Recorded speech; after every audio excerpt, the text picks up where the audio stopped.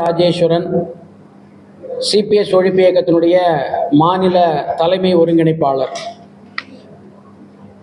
திமுக 2021 தேர்தல் காலத்தில் நாங்கள் ஆட்சிக்கு வந்தால் புதிய ஓய்வூதிய திட்டத்தை ரத்து செய்து பழைய ஓய்வூதிய திட்டத்தை அமல்படுத்துவோம் என்று தேர்தல் காலத்தில் வாக்குறுதி கொடுத்தார்கள்.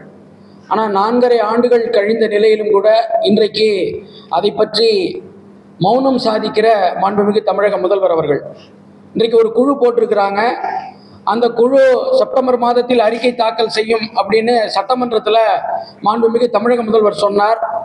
ஆனால் இன்றைக்கு அந்த குழு இடைக்கால அறிக்கையை சமர்ப்பித்து விட்டு மீண்டும் கால நீட்டிப்பு கேட்டிருக்கிறது. நாங்கள் அந்த குழு போட்டதையே ஏற்கலை, எதிர்க்கிறோம், அந்த குழுவை கலைக்க வேண்டும் என்று சொல்லி முதல்வருக்கு கடிதம் கொடுத்திருந்தோம்.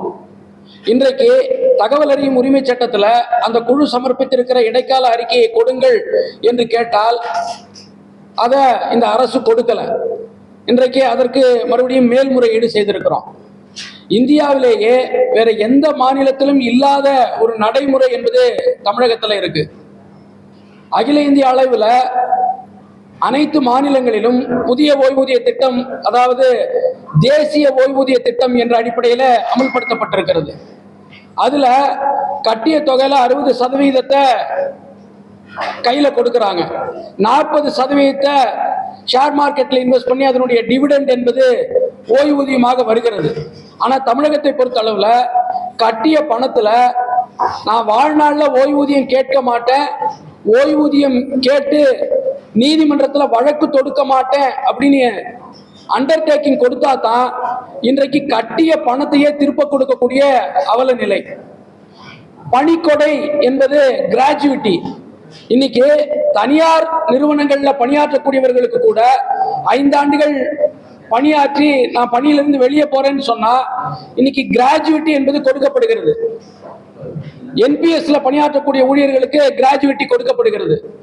தமிழக அரசு ஊழியர்களுக்கு கடந்த 23 ஆண்டுகளாக கிராஜுவிட்டி மறுக்கப்படுகிறது, கொடுக்கல. இன்றைக்கு இந்த ஆட்சியாளர்கள் நாங்கள் ஆட்சிக்கு வந்தால் புதிய ஓய்வூதியத்தை ரத்து செய்வோம் என்று சொன்னார்கள். ஆனா குழு போடுவோம்னு சொல்லல.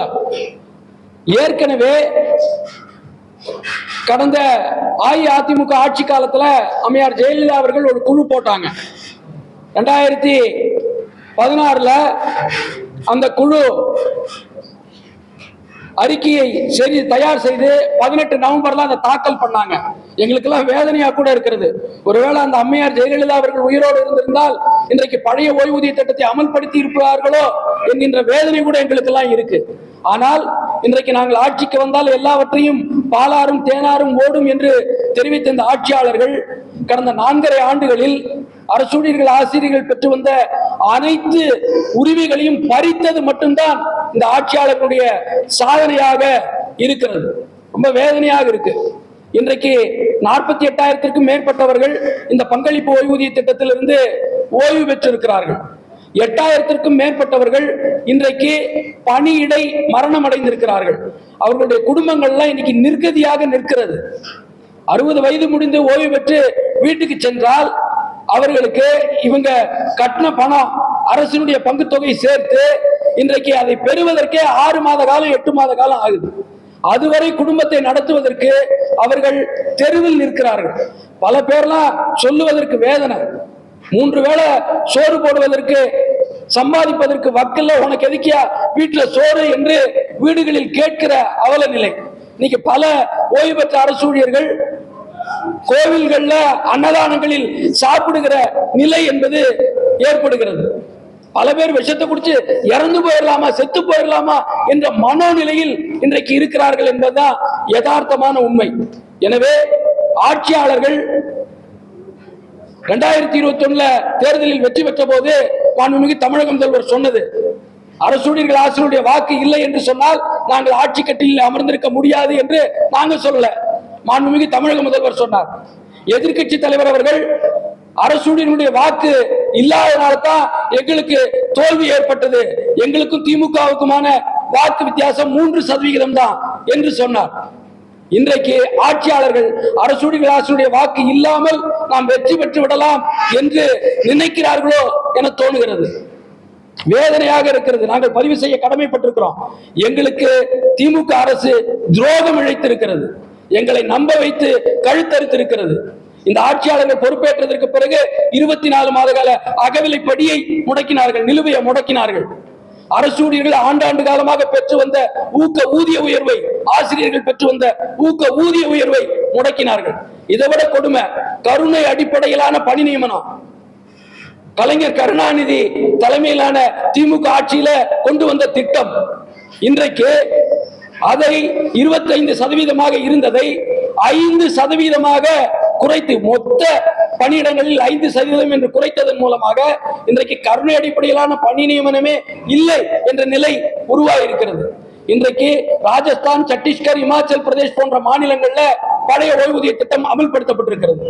அந்த மாநிலங்கள் எல்லாம் குழு போடல, ஆனால் இன்றைக்கு எதற்கெடுத்தாலும் மத்திய அரசை குறை கூறுகிற தமிழக அரசு இன்றைக்கு புதிய ஓய்வூதிய திட்டத்தை ரத்து செய்வதற்கு தொடர்பாக இன்றைக்கு மத்திய அரசு அறிவித்திருக்கிற அந்த ஒருங்கிணைந்த ஓய்வூதிய திட்ட கமிட்டியின் பரிந்துரைகளின் பின்னால் போய் ஒளிந்து கொள்வதற்கு முயற்சிக்கிறது. நாங்கள் மிகுந்த மனவேதனையோடு அரசு ஊழியர்களும் ஆசிரியர்களும் இருக்கிறோம்.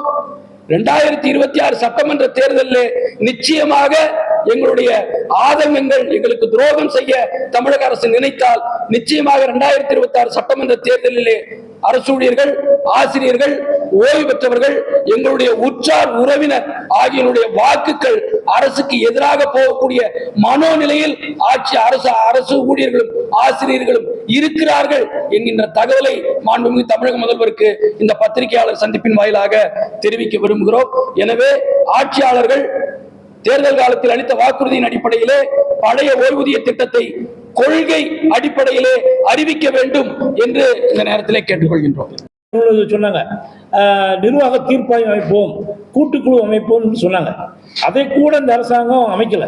அப்போ இந்த அரசாங்கத்தை பொறுத்தவரை சில தலைவர்களை கையில் வைத்துக் கொண்டு கோரிக்கைகளை நிறைவேற்றாமல் காலம் கடத்தி விடலாம் என்று திட்டமிடலோடு இந்த அரசாங்கத்தில் இருக்கு. தலைவர்கள் சொல்வதெல்லாம் அரசு ஊழியர்கள், ஆசிரியர்கள் களத்தில் கேட்பதற்கு இனி தயாராக இல்லை. அதுதான் திமுக தேர்தல் வாக்குறுதியை நிறைவேற்றவில்லை சொன்னால் அதனை ஜனவரியில் ஒரு காலவரையற்ற காலத்துக்கு நாங்கள் செல்வது உறுதி.